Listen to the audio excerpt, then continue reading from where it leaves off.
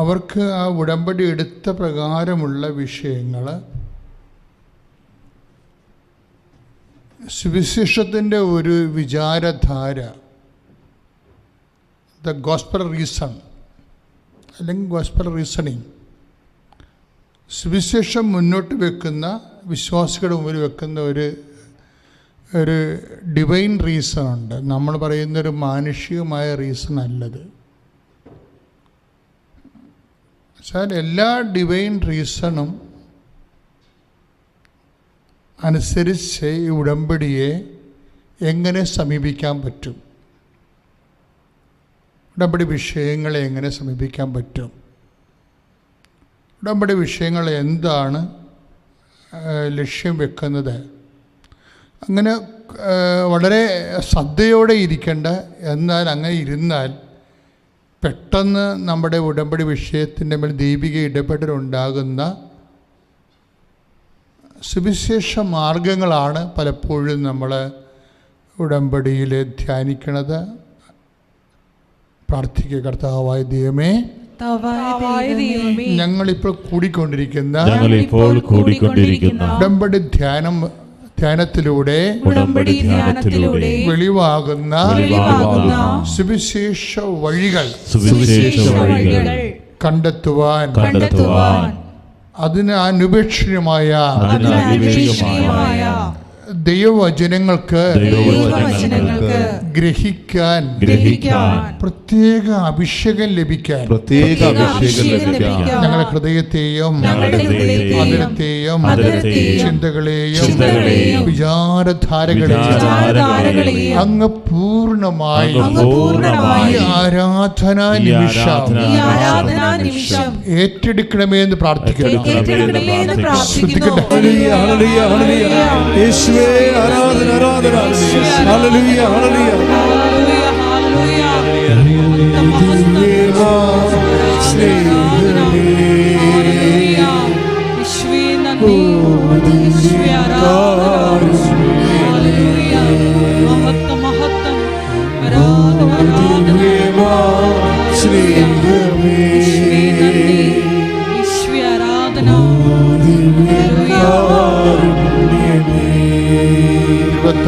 തിരുവത്താഴ മേശയിൽ സംഭാവന, തിരുവത്താഴ മേശയിൽ സംഭാവന, ഓ ദിവ്യമാ സ്നേഹമേ,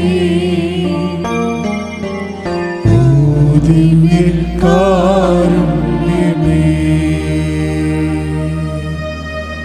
പ്രിയമുള്ളവരെ, നമ്മൾ ഉടമ്പടിയിൽ എന്താണ് നമ്മൾ ലക്ഷ്യം വെക്കുന്നത്, അഥവാ ഉടമ്പടി നമ്മൾക്ക് എന്ത് നേടിത്തരുന്ന പ്രാർത്ഥനയാണ്? ഒറ്റ വാക്കിൽ പറഞ്ഞാൽ നമുക്കറിയാം, ഉടമ്പടിയും വാഗ്ദാനവുമായിട്ടാണ് ദൈവം കണക്ട് ചെയ്തിരിക്കുന്നത്.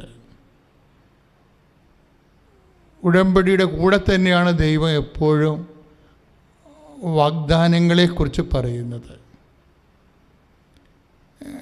ദൈവികമായ എല്ലാ അനുഗ്രഹങ്ങളും, ജോലി, വീട്, വിവാഹം തൊട്ട് നിത്യത വരെ എല്ലാം ദൈവം, അങ്ങനെയുള്ള എല്ലാ അനുഗ്രഹങ്ങളെയും ദൈവം അത് നേടുന്നതിന്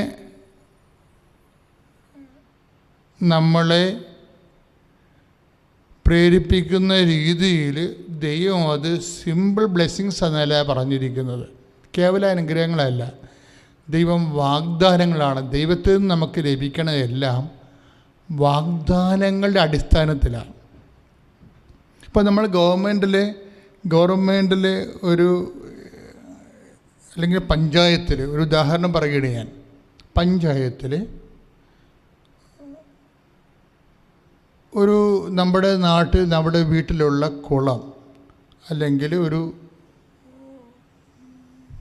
ജലസംഭരണി, ഒരു കണ്ടം എന്നൊക്കെ പറയും ആലപ്പുഴ പ്രദേശത്ത്, അത് ഒന്ന് ആഴപ്പെടുത്തി ഭംഗിയാക്കി അതിൽ മെയിൻ വളർത്തണമെന്ന് വിചാരിച്ചിട്ട് നമ്മൾ വിചാരിച്ചിരുന്നു. നമ്മൾ പഞ്ചായത്തിൽ കൊണ്ടുപോയി ഒരു ആപ്ലിക്കേഷൻ വെക്കുന്നു, അല്ലെങ്കിൽ ഗവൺമെൻറ് വെക്കുന്നു. പക്ഷേ ഗവൺമെൻറ് എന്താണ് ചെയ്യണത്? ഉടനെ അതിന് സ്കീമുണ്ടോ എന്ന് നോക്കും.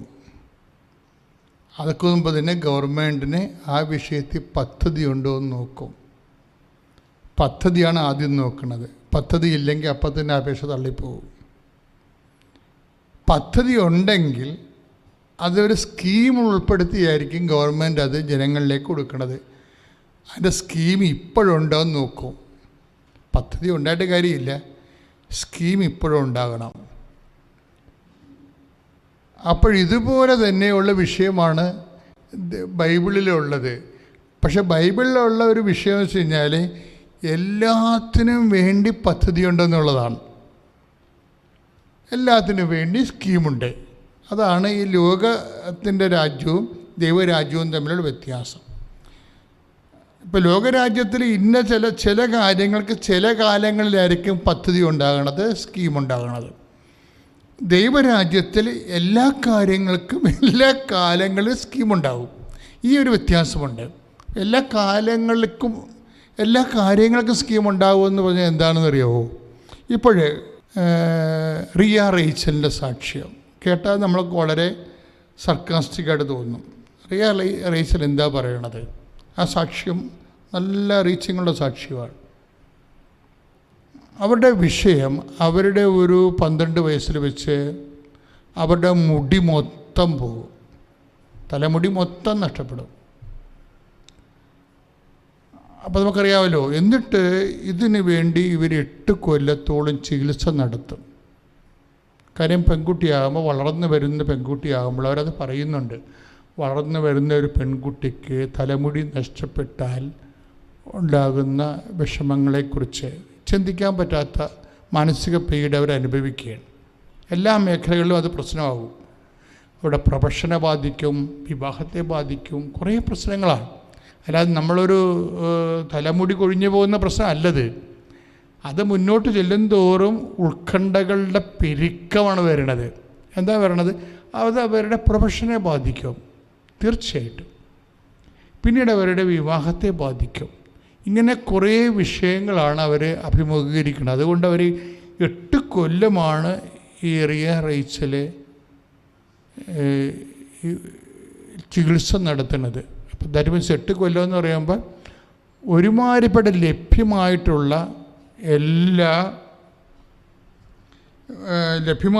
എല്ലാവിധ ചികിത്സകളും അവരത് നടത്തുകയാണ്. പക്ഷെ അതിന് വലിയ ഫലമില്ലെന്ന് പറഞ്ഞത് നമ്മളുടെ ഒരു പാർശ്വമായിട്ട് കഷണ്ടിയായി പോകുന്ന അവസ്ഥയല്ല. ഇവർ ഫുൾ ബ്ലാഡഡാണ്. അതായത് മുഴുവൻ കഷണ്ടിയായി പോവുകയാണ്. മുഴുവൻ കഷണ്ടിയായി പോകുമ്പോൾ ഇപ്പോൾ ക്യാൻസർ രോഗികളൊക്കെ ആണെങ്കിൽ അവർ കഷണ്ടിയായി കീമോ ഒക്കെ എടുക്കുമ്പോൾ കഷണ്ടിയായി പോയാലും ഒരു ടൈം കഴിയുമ്പോൾ അത് തിരിച്ചു വരും, ആ മുടികൾ തിരിച്ചു വരും. അങ്ങനെ ബാൾഡായി പോണതല്ല. ഇത് ഒരു ഡിസീസാണ്. അവർ ആ ഡിസീസിൻ്റെ പേര് സാക്ഷ്യത്തിൽ പറയുന്നുണ്ട്. അലോപേഷ്യ ഓട്ടോ ഇമ്മ്യൂൺ ഡിസീസ് എന്നാണ്. അതെന്ന് വെച്ച് കഴിഞ്ഞാൽ അലോപേഷ്യ ഏരിയറ്റ ഓട്ടോ ഇമ്മ്യൂണിയൻ ഡിസീസ് എന്നാണ് അവർ പറയണത്. എന്ന് വെച്ചാൽ അതിൻ്റെ വിഷയം ഇത്രയേ ഉള്ളൂ. കോശങ്ങളെ കൺസ്യൂം ചെയ്യും. അതാണല്ല ഓട്ടോ ഇമ്മ്യൂണിയൻ എന്ന് പറയണത്. അതായത് കോശങ്ങളെ കൺസ്യൂം ചെയ്യും, തിന്നുകളയും. പിന്നെ ഒരിക്കലും രക്ഷപ്പെടത്തില്ല. ഇതിന് മരുന്നുമില്ല. ഈ ഒരു സ്ഥാനം അങ്ങനെ 8 കൊല്ലം മരുന്ന് കഴിച്ചു കഴിഞ്ഞിട്ട് ഇവർക്ക് കാര്യങ്ങൾ മനസ്സിലായി. ഇവിടെ ചെന്നാലും വൈദ്യശാസ്ത്രം നൽകുന്ന വൈദ്യശാസ്ത്രത്തിൻ്റെ ഒരു നിസ്സഹായ അവസ്ഥ ഉണ്ട് ഇവിടെ. കാര്യം ഇത് കോശങ്ങൾ കഴിക്കുന്ന അലോപേഷ്യ ഏരിയറ്റ രോഗമാണ്, ഓട്ടോ ഇമ്മ്യൂണിയനാണ്. കോശങ്ങൾ കഴിക്കുന്നതാണ്. നമുക്ക് നിലവിൽ അതിന് മരുന്നില്ല എന്ന് പറയും. അപ്പോഴെന്ത് ചെയ്യും ഇവർ? ഇത്രയും നാൾ കാശ് കുറേ മുടക്കി കാണുമല്ല, ഒരു പക്ഷേ ആയിരക്കണക്കിന് രൂപ മുടക്കി കാണും. 8 വർഷം എടുത്തില്ലേ? അപ്പോൾ ഈ കേസ് ഹിസ്റ്ററി നിങ്ങൾ ശ്രദ്ധിക്കണം. ഈശോയുടെ അമ്മയുടെ നടക്കുന്നതുകൊണ്ടാണ് ഞാൻ ഈശോയുടെ അമ്മയുടെ മധ്യസ്ഥ ഈശോ ചെയ്ത കാര്യങ്ങളെക്കുറിച്ചാണ് നമ്മൾ ഡിസ്കസ് ചെയ്യണത്, അല്ല ഒരു കഥ കേൾക്കുകയല്ല. ഈ അൾത്താറയെ വെച്ച് എന്താണ് അമ്മ ജീവനോടെ പ്രത്യക്ഷപ്പെട്ട അൾത്താറയിൽ വെച്ച് അമ്മയുടെ മധ്യസ്ഥത്തിൽ പണ്ട് കാനായിൽ വെള്ളം വീഞ്ഞാക്കിയ വിഷയം പറയുകയല്ല. ഇന്ന് ഈശോ ഇപ്പം ഇവിടെ വെച്ച് എന്ത് ചെയ്തതെന്നാണ് ഞാൻ പറയണത്. ഇത് നിങ്ങളുടെ ജീവിതത്തിൽ എന്ത് സംഭവിക്കും? അച്ഛൻ നിങ്ങൾ ശ്രദ്ധിച്ചുകൊണ്ടിരുന്നാൽ മതി. എന്തുകൊണ്ടാണ് നിങ്ങളുടെ ജീവിതത്തിൽ ഇതുപോലെ അത്ഭുതങ്ങൾ സംഭവിക്കാത്തതെന്ന് ചോദിച്ചാൽ അതിന് പല കാരണങ്ങളുണ്ട്. ഞാൻ ആ കാരണങ്ങളെല്ലാം പറയും.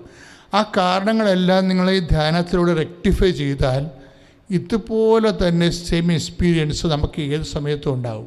ഞാൻ എറണാകുളം അങ്കമാലി മൂഴിക്കുള ഇടവകയിൽ നിന്ന് വരുന്നു. ഞാൻ 24/3/2019 അമ്മയുടെ അടുത്ത് വന്ന് ഞാൻ ഉടമ്പടി എടുത്തു. എൻ്റെ മകൾ ഓസ്ട്രേലിയക്ക് പഠിക്കാൻ വേണ്ടി പോകാൻ ആഗ്രഹിച്ചു. അവളെ കൊണ്ടുവന്ന് IELTS ക്ലാസ്സിൽ ചേർത്തു. ക്ലാസ്സിലിരിക്കാൻ പറ്റില്ല, പഠിക്കാൻ കിട്ടുന്നില്ല എന്ന് പറഞ്ഞാൽ അവൾ തിരിച്ചു പോന്നു. ഞാൻ മാതാവിനോട് മുട്ടിപ്പായി പ്രാർത്ഥിച്ചു, മാതാവ് എൻ്റെ മകൾക്ക് അമ്മയുടെ ഹിതം ഈശോയുടെ ഹിതമാണെങ്കിൽ IELTS പാസ്സാകാനൊരു കൃപ തന്ന് അവളെ അനുഗ്രഹിക്കണമെന്ന് പ്രാർത്ഥിച്ചു. പക്ഷേ ക്ലാസ് അറ്റൻഡ് ചെയ്യാതെ തന്നെ ആദ്യത്തെ പ്രാവശ്യം തന്നെ IELTS തന്ന് അവളെ അനുഗ്രഹിച്ചു. അതുപോലെ തന്നെ അവളുടെ വിസ വരാനായി കുറച്ച് താമസം വന്നു കഴിഞ്ഞപ്പോഴും വിസയ്ക്ക് ഡേറ്റ് ഇട്ട് ഞാൻ പ്രാർത്ഥിച്ചു. സഞ്ചാരി മാതാവ് കൃപാസനം പ്രസാദർ മാതാവ് സഞ്ചാരി മാതാവാണെന്ന് അറിയാവുന്നതുകൊണ്ട് മാതാവ് ഓസ്ട്രേലിയയിൽ ചെന്ന് ആ വിസ പേപ്പർ എടുത്ത് പ്രവർത്തിച്ച് വിസ ലഭിക്കുമെന്ന് പൂർണ്ണമായി വിശ്വസിച്ചതിൻ്റെ പേരിൽ ഞാൻ ഡേറ്റ് ഇട്ട് പ്രാർത്ഥിച്ചു. 12/2/2020 ആ ഡേറ്റിലെങ്കിലും വിസ കിട്ടിയാലേ 20-ാം തീയതി പോകാൻ പറ്റത്തുള്ളൂ. മാതാവ് ആ ഡേറ്റിൽ തന്നെ വിസ തരണേന്ന് പ്രാർത്ഥിച്ചു. ആ ഡേറ്റിൽ തന്നെ മാതാവ് വിസ തന്ന് അവളെ അനുഗ്രഹിച്ചു. എൻ്റെ രണ്ടാമത്തെ മകൾ ഇതുപോലെ ന്യൂസിലൻഡിൽ ഡെലിവറി സമയത്ത് ഒരാഴ്ച മുമ്പ് വാട്ടർ ബ്രേക്കായി പോയി. ഡോക്ടർ പറഞ്ഞു ഇനി ഓപ്പറേഷൻ അല്ലാതെ മറ്റൊരു മാർഗവും ഇല്ല. ഓപ്പറേഷൻ തിയേറ്റർ സജ്ജമാക്കി തുടങ്ങിയപ്പോഴേക്കും അവർ തിരിച്ചു വന്ന് നോക്കിയപ്പോൾ മകൾ നോർമൽ ഡെലിവറി നടന്നിരിക്കുന്നു. മാതാവിൻ്റെ മാത്രം വലിയ അനുഗ്രഹം കൊണ്ട് നടന്നതാണ്. മൂന്നാമത്തെ മകള് കുഞ്ഞുണ്ടായി. അവൾക്ക് 2-3 മാസം കഴിഞ്ഞപ്പോൾ മുതൽ എക്സിമ രോഗം വന്നു. ധാരാളം ചികിത്സിച്ചു. ഡോക്ടേഴ്സ് പറഞ്ഞു കുറേ നാളത്തേക്ക് അത് ഉണ്ടാവും. ശരീരം മുഴുവൻ ചൊറിഞ്ഞ് കടിച്ച് പൊട്ടി ചുമന്ന് വളരെ ബുദ്ധിമുട്ടായിരുന്നു. ഡ്രസ്സ് ഇടാൻ പോലും ബുദ്ധിമുട്ടായിരുന്നു. ഞാൻ സ്റ്റീറോയിഡൊക്കെ കൊടുക്കേണ്ടി വന്നു, മാറിയില്ല. ലാസ്റ്റ് ഞാൻ കൃപാസന മാതാവിൻ്റെ തൈലം ഞാൻ കൊടുത്തു വിട്ടു. അത് വിശ്വാസ പ്രമാണം ചൊല്ലി വിശ്വാസത്തോടെ പുരട്ടി മാതാവ് അവളെ അത്ഭുതകരമായി സുഖപ്പെടുത്തി. ഇതുപോലെ ഞാൻ ന്യൂസിലൻഡിന് പോയപ്പോൾ 3 ഫ്ലൈറ്റ് കയറിയാണ് പോയത്. ന്യൂസിലൻഡിൽ ചെന്ന് ഫ്ലൈറ്റ് ഇറങ്ങിക്കഴിയുമ്പോൾ എൻ്റെ ലഗേജ് കാണുന്നില്ല. ഞാൻ മാത്രമുണ്ട്, ഞാൻ ഇട്ടുകൊണ്ട് പോയ ഡ്രസ്സ് മാത്രമുണ്ട്, മറ്റൊന്നുമില്ല, ലഗേജില്ല. ഞാൻ മാതാവിനോട് പ്രാർത്ഥിച്ചു, മാതാവെ ഒത്തിരി മരുന്നുകളും വിലപ്പെട്ട സാധനങ്ങളും അതിലുണ്ട്, മാതാവെ എനിക്ക് എൻ്റെ മുതലെല്ലാം തിരിച്ചു കിട്ടണം, ഒന്നും നഷ്ടപ്പെടാതെ തിരിച്ചു കിട്ടണമെന്ന് പ്രാർത്ഥിച്ചു. 7-ാം ദിവസം ഞാൻ താമസിക്കുന്ന വീടിന് മുമ്പിൽ എൻ്റെ പെട്ടി ഒന്നും നഷ്ടപ്പെടാതെ അവിടെ തിരികെ എത്തുകയും ചെയ്തു. എൻ്റെ ഇളയ മകള് നേഴ്സിങ്ങിന് BSc നേഴ്സിങ്ങിന് ഓസ്ട്രേലിയയിൽ പഠിച്ചുകൊണ്ടിരുന്നപ്പോൾ അവൾക്ക് ഹോസ്പിറ്റൽ പ്ലേസ്മെൻറ്റ് കൊടുത്തു. അത് അവൾക്ക് ചെയ്യാൻ പറ്റുന്നില്ല. ഈ ഓഫ്ലൈൻ ക്ലാസ് അല്ലാതെ ഓൺലൈൻ ആയതുകൊണ്ട് ഒന്നും മനസ്സിലാകാൻ പറ്റുന്നില്ല, പഠിക്കാൻ പറ്റുന്നില്ല. ആകെ പ്രശ്നത്തിലായി. ആദ്യം ഹോസ്പിറ്റൽ ഡ്യൂട്ടിയിൽ ഒരു പ്രാവശ്യം ഫെയിലായി, വീണ്ടും ഫെയിലായി, പിന്നെയും ഫെയിലായ കോഴ്സ് നിർത്തേണ്ടി വരും. നല്ല ലോൺ എടുത്താണ് വിട്ടത്. അപ്പോൾ വേഗം മാതാവിനോട് ഇതുപോലെ പ്രാർത്ഥിച്ചു. മാതാവ് ഇടപെട്ടു. അവൾക്ക് IELTS കിട്ടി. അവൾക്ക് ആ ഹോസ്പിറ്റൽ ഡ്യൂട്ടി പാസ്സാവുകയും ചെയ്തു. അവൾക്ക് ഭയങ്കര ഭയവും പേടിയൊക്കെ ആയിരുന്നു. മാതാവിൻ്റെ പ്രത്യേക സംരക്ഷണയാൽ ഒത്തിരി ആശ്വാസമുണ്ട്. പഠനത്തിൽ മുന്നേറിക്കൊണ്ടിരിക്കുന്നു. ഇപ്പോൾ 4ാമത്തെ സെമസ്റ്റർ വരെ അവളെ എത്തുകയും ചെയ്തു. ഇതുപോലെ ചെറുതും വലുതുമായ ഒത്തിരി അനുഗ്രഹങ്ങൾ മാതാവിൻ്റെ അനുഗ്രഹത്തിലൂടെ എനിക്ക് തന്നിട്ടുണ്ട്. പരിശുദ്ധമ്മയ്ക്കും മാതാവിനും യേശുവിനും തിരുക്കുമാരനും കോടാനുകോടി നന്ദി പറഞ്ഞുകൊണ്ട് ഞാൻ നിർത്തുന്നു. എൻ്റെ പേര് ഷീബ ബാബു. തൃശ്ശൂരിൽ നിന്നും വരുന്നു. 2019 നവംബർ 13-നാണ് ഞാൻ ആദ്യമായി കൃപാസനത്തിൽ വന്നത്. അപ്പോൾ ഉടമ്പടി എടുത്തു. പിന്നെ ഉടമ്പടി 3 മാസം കഴിഞ്ഞപ്പോൾ പുതുക്കി. അപ്പോൾ ഞാൻ ഭർത്താവിൻ്റെ മദ്യപാനം അതിലെഴുതിയിട്ടുണ്ടായിരുന്നു. ആദ്യം തന്നെ എനിക്ക് മാറിയത് ഭർത്താവ് 30 വർഷമായിട്ട് മദ്യപിക്കുന്ന ആളാണ്. പൂർണ്ണമായും അത് മാറി. ഇപ്പോൾ 1.5 വർഷമായിട്ട് മദ്യപിച്ചിട്ടില്ല. രണ്ടാമതായി മകൾക്ക് വിദേശത്ത് ജോലി ലഭിച്ചു. മകൾ ബിടെക് കഴിഞ്ഞ് പാസ്സായി ഗൾഫിൽ പോയി. 2 ആഴ്ചക്കുള്ളിൽ തന്നെ അവൾക്ക് ജോലി ലഭിച്ചു. അത് മാതാവിൻ്റെ വലിയ ഇടപെടലായി നമ്മൾ കരുതുന്നു. മൂന്നാമതായിട്ട് മകന് വേണ്ടിയാണ്. മകന് പഠിക്കാൻ അത്ര ബ്രൈറ്റൊന്നുമല്ല. അപ്പോൾ ഞാൻ ഉടമ്പടിയിലെ ഒരു നിയോഗത്തിൽ അതും സമർപ്പിച്ചിരുന്നു. ഇതുവരെയുള്ള എല്ലാ എക്സാമിനും അവൻ പാസ്സായി. അടുത്തതായി നിങ്ങളുടെ കുടുംബത്തിന് മാതാവിൻ്റെ സംരക്ഷണം ലഭിച്ചു. അത് ഞങ്ങൾക്ക് നന്നായി ഫീൽ ചെയ്തു. നിങ്ങൾ സാമ്പത്തികമായും മാനസികമായും വളരെ ബുദ്ധിമുട്ടിയിരുന്ന വർഷമായിരുന്നു ഒരു 1.5 വർഷക്കാലം. ആ സമയത്തെല്ലാം ഞങ്ങൾക്ക് എന്ത് ബുദ്ധിമുട്ട് വന്നാലും മാതാവ് അത് ഇടപെട്ട് നിങ്ങളുടെ ആ പ്രശ്നം പരിഹരിച്ചു തരും. വീടിൻ്റെ ലോൺ അടയ്ക്കാനും അല്ലെങ്കിൽ സാമ്പത്തികമായും അല്ലെങ്കിൽ ഒറ്റപ്പെട്ടപ്പോഴും എല്ലാം മാതാവും ഈശോയും നിങ്ങൾക്ക് കൂടെ ഉണ്ടായിരുന്നു. അതുകൊണ്ട് തന്നെ ഞങ്ങൾക്ക് ഇനിയും പ്രതിസന്ധികൾ വന്നാലും മാതാവും ഈശോയും ഞങ്ങളെ കൂട്ടിനുണ്ടെന്ന് ഞങ്ങൾക്ക് ഉറച്ച ബോധ്യമുണ്ട്. എൻ്റെ പേര് ജിൻസി, സ്ഥലം കോട്ടയം. ഞാൻ ഏപ്രിൽ 29, 2021 ഇവിടെ വന്ന് ഉടമ്പടി എടുക്കുന്നത്. അപ്പം ആദ്യമേ ഉടമ്പടിയിൽ ഞാൻ നിയോഗത്തിൽ വെച്ചിരുന്നതിൽ എനിക്ക് സ്വന്തമായിട്ട് വീടുണ്ടായിരുന്നു. എനിക്ക് സ്വന്തം വീടില്ലായിരുന്നു. അവിടെ 12 വർഷമായിട്ട് ഞങ്ങൾ വാടകയ്ക്കായിരുന്നു. പക്ഷേ എനിക്ക് പ്രാർത്ഥിച്ചതിൻ്റെ ഫലമായിട്ട് വീട് കിട്ടി. അതുപോലെ എൻ്റെ സ്വന്തം വീട്ടിൽ 26 വർഷമായിട്ട് ഞങ്ങൾക്ക് വഴിയില്ലായിരുന്നു. അപ്പം ഞങ്ങൾക്കൊരു കുഞ്ഞ് നടപ്പ് വഴിയെങ്കിലും കിട്ടിയാൽ മതി എന്ന് ആഗ്രഹിച്ചിരുന്നു. ഒത്തിരി പ്രാർത്ഥിച്ചായിരുന്നു. അപ്പം ഞങ്ങളുടെ തന്നെ സ്ഥലമായിരുന്നു. അത് നേരത്തെ ചാച്ചൻ കൊടുത്തതായിരുന്നു. അപ്പോൾ അവരുടെ വീട്ടിൽ ഞങ്ങൾ വഴി ചോദിക്കാൻ പോകുമ്പോഴെല്ലാം അമ്മയുടെ കാശുരൂപം കൊണ്ടാണ് ഞങ്ങൾ പോയിക്കൊണ്ടിരുന്നത്. പക്ഷെ അവർ ഞങ്ങൾക്ക് തന്നില്ലായിരുന്നു. അത് കഴിഞ്ഞ് ഞങ്ങൾ ഒരു കുഞ്ഞ് നടക്കാനുള്ള വഴിക്ക് വേണ്ടിയെങ്കിലും ഒത്തിരി ആഗ്രഹിച്ചു, കിട്ടിയില്ലായിരുന്നു. അത് കഴിഞ്ഞ് ഞാനിവിടെ ഉടമ്പടി എടുത്തത് ഓഗസ്റ്റിൽ ഞാൻ വന്ന് ഉടമ്പടി പുതുക്കി.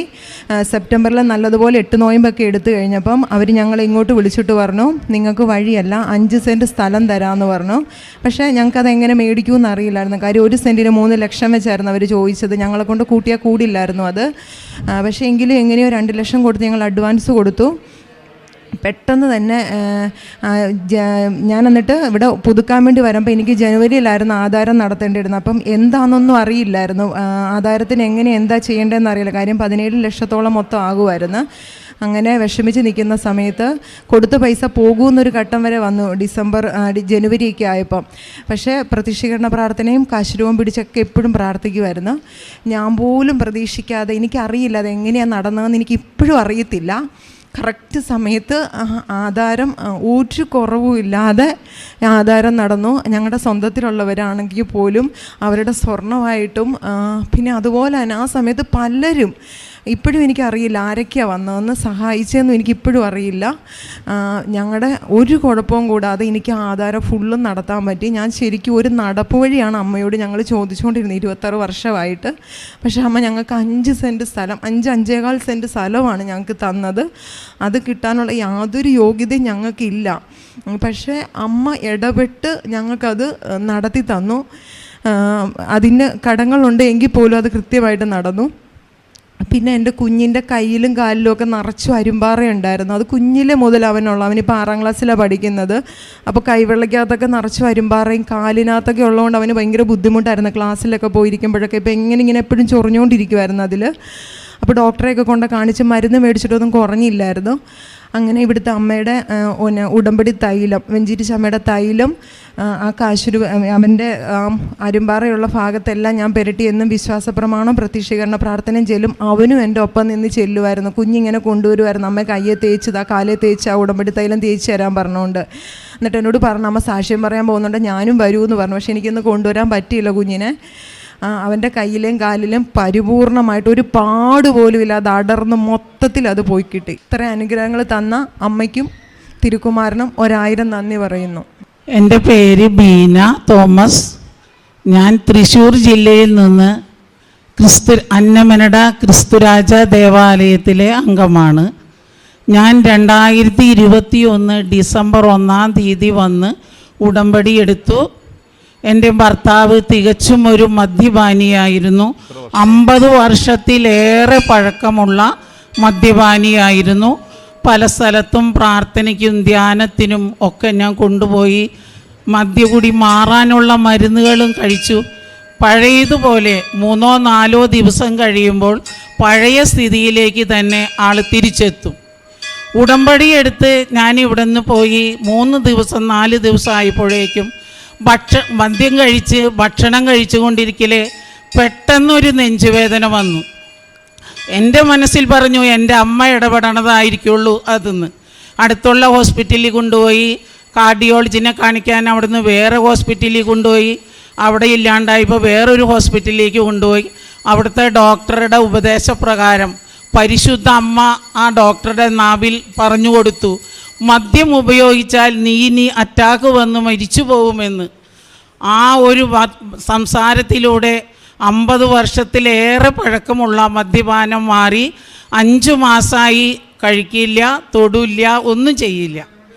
രണ്ടാമതായി എൻ്റെ മകൾ ജനറൽ നേഴ്സിംഗ് പഠിച്ച കുട്ടിയാണ്. അവളോട് ഞാൻ എപ്പോഴും പറയും IELTS എഴുതുമോളെ, OET എഴുതുമോളെ എന്ന് പറയും. അപ്പോൾ പറയും അമ്മയ്ക്ക് പറയാൻ എളുപ്പമാണ് അമ്മേ, ഞാൻ IELTS 10 പ്രാവശ്യം എഴുതിയാൽ പോലും ഞാൻ കയറിപ്പോരുന്ന് എനിക്ക് ഉറപ്പില്ല. അപ്പോൾ അമ്മ പറഞ്ഞത് കൊണ്ട് കായില്ല. അപ്പം ഞാൻ എന്തു പറഞ്ഞു, ഉടമ്പടി എടുത്ത് കാശുരൂപ ഉള്ള കയ്യിൽ കൊടുത്തു.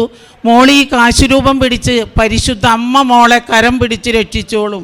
മോളി ഈ കാശുരൂപം പിടിച്ച് ക്ലാസ്സിൽ പൊക്കോ. ക്ലാസ്സിൽ 1.5 മാസം കഴിഞ്ഞപ്പോൾ പരീക്ഷയ്ക്ക് നീ ഡേറ്റ് എടുത്തോ.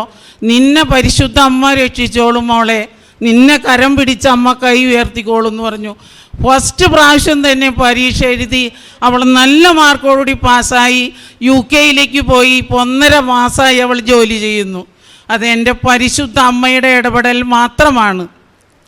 മൂന്നാമതായി എൻ്റെ മകളുടെ കുഞ്ഞ് 2.25 വയസ്സായിട്ടും ഒന്നും മിണ്ടില്ല. അവൻ്റെ കാര്യങ്ങൾ നടത്താൻ നമ്മുടെ കൈമ പിടിച്ചു വലിച്ചു കൊണ്ടുപോയി ആംഗ്യം കാണിച്ചു തരും. അങ്ങനെ കണ്ടു വിഷമിച്ച് ഞാൻ ഉടമ്പടിയിൽ അതും വെച്ചിട്ടുണ്ടായി, അവനൊന്ന് സംസാരിക്കണേന്ന്. ഇപ്പോൾ അവൻ അപ്പൻ, അമ്മ, മാങ്ങ, ചേച്ചി, പപ്പ, മമ്മി എന്നൊക്കെ എല്ലാ വാക്കുകളും ഓരോന്ന് പറയുന്നുണ്ട്. 3ഉം പരിശുദ്ധ അമ്മയുടെ കരങ്ങൾ വഴി എൻ്റെ ഭവനത്തിലേക്ക് അനേകം നന്മകൾ, ഈ പറഞ്ഞതൊന്നല്ല അതിനേലും ചെറുതും വലുതുമായ ഒരുപാട് നന്മകൾ ഈ 2021 ഡിസംബർ 1-ാം തീയതി ഇവിടെ നിന്ന് ഉടമ്പടി എടുത്തു പോയതിന് ശേഷം അമ്മ അനവധി അനുഗ്രഹങ്ങൾ നൽകി അനുഗ്രഹിച്ചിട്ടുണ്ട്. എൻ്റെ പേര് ചിത്തിര. ഞാൻ തൃശ്ശൂർ ജില്ലയിലെ മാളയിൽ നിന്നാണ് വരുന്നത്. ഉടമ്പടി എടുത്തത് എൻ്റെ അമ്മയാണ്. കഴിഞ്ഞ വർഷമാണ് അമ്മ ഇവിടെ വന്ന് ഉടമ്പടി എടുത്തത്. പക്ഷെ അതിനു മുമ്പ് അമ്മ അഖണ്ഡ ജപമാലയിൽ പങ്കെടുത്തായിരുന്നു. എൻ്റെ ചേട്ടനാണെങ്കിൽ 2014 ഒരു ബൈക്ക് ആക്സിഡൻ്റ് ആയിട്ട് കാലിൽ കമ്പിയൊക്കെ ഇട്ടിട്ട് കുറേ വർഷങ്ങളായിട്ട് ജോലിക്കൊന്നും പോവാതെ വീടിൻ്റെ അകത്ത് തന്നെയായിരുന്നു. ആ ഒരു സങ്കടത്തിലാണ് അമ്മ ഇവിടെ വന്ന് ജപമാലയിൽ പങ്കെടുത്തു. അവൻ എങ്ങനെയും ഒന്ന് പുറത്തിറങ്ങണം എന്നായിരുന്നു അമ്മോട് എൻ്റെ അമ്മ പ്രാർത്ഥിച്ചത്. അതിൻ്റെ പിറ്റേ ദിവസം തന്നെ ചേട്ടൻ ജോലിക്ക് ഇറങ്ങി. ഇപ്പോഴും അവൻ ജോലിക്ക് ഒരു കുഴപ്പമില്ലാതെ പോകുന്നുണ്ട്. കാലിൽ കമ്പി ഉണ്ടെന്നുണ്ടെങ്കിലും അതൊരു ബുദ്ധിമുട്ടില്ലാതെ ജോലിക്ക് പോകുന്നുണ്ട്. രണ്ടാമത്തതായി അമ്മ ഇവിടെ എല്ലാവരും സാക്ഷ്യം കേട്ടപ്പോൾ മകളുടെ കല്യാണം കഴിഞ്ഞ കാര്യമൊക്കെ പറഞ്ഞിരുന്നു. അപ്പോൾ അമ്മ എൻ്റെ കല്യാണം കഴിയാനായിട്ടും ഞങ്ങളുടെ കയ്യിലാണെങ്കിൽ സ്വത്തായിട്ടോ ഒന്നുമില്ല, സ്വർണ്ണമായിട്ടോ ഒന്നും സ്വരൂപിച്ച് വെച്ചിട്ടുമില്ല. അപ്പോൾ അമ്മ മാതാവിനോട് പറഞ്ഞു, എൻ്റെ കയ്യിലാണെങ്കിൽ ഒന്നുമില്ല, എൻ്റെ മകൾക്ക് നല്ലൊരു വരനെ ഞാൻ എങ്ങനെ കണ്ടെത്തും, അങ്ങനെ ഒരു സങ്കടത്തോടെയാണ് അമ്മ അന്ന് പോയത്. ആ ആഴ്ചയിൽ തന്നെ എനിക്ക് നല്ലൊരു ആലോചന വന്നു. അപ്പം ആലോചന കഴിഞ്ഞ് വിവാഹം വേഗം നടത്താമെന്ന് പറഞ്ഞപ്പോൾ സ്വർണം വേണ്ടാന്ന് അവർ പറഞ്ഞു. എന്നാലും നമ്മുടേതായ എന്തെങ്കിലും കൊടുക്കണം നമുക്ക് ഭയങ്കര സങ്കടമായിരുന്നു. പക്ഷേ യാതൊരു വിധത്തിൽ ഒരു ബുദ്ധിമുട്ടില്ലാതെ എൻ്റെ കല്യാണം നടന്നു. അതിൻ്റെ ഇതിൽ ആധാരം പണയം വെക്കേണ്ടി വന്നായിരുന്നു. ഇതുവരെയുള്ള ആധാരം പണയം വെച്ചതിൽ പൈസ കൊടുക്കാൻ ഞങ്ങൾക്ക് ഇത്തിരി ബുദ്ധിമുട്ടുണ്ടായിരുന്നു, അത് കൊടുക്കാൻ പറ്റാണ്ടായിട്ട്. അപ്പോൾ അമ്മ ഇവിടെ വീണ്ടും വന്ന് കരഞ്ഞു പറഞ്ഞു, സൊസൈറ്റിയിൽ പൈസ അടച്ചിട്ടില്ല, അത് ഇനി എന്താവോ, അത് ജപ്തിയാവോ എന്നൊരു സങ്കടത്തിൽ പറഞ്ഞു.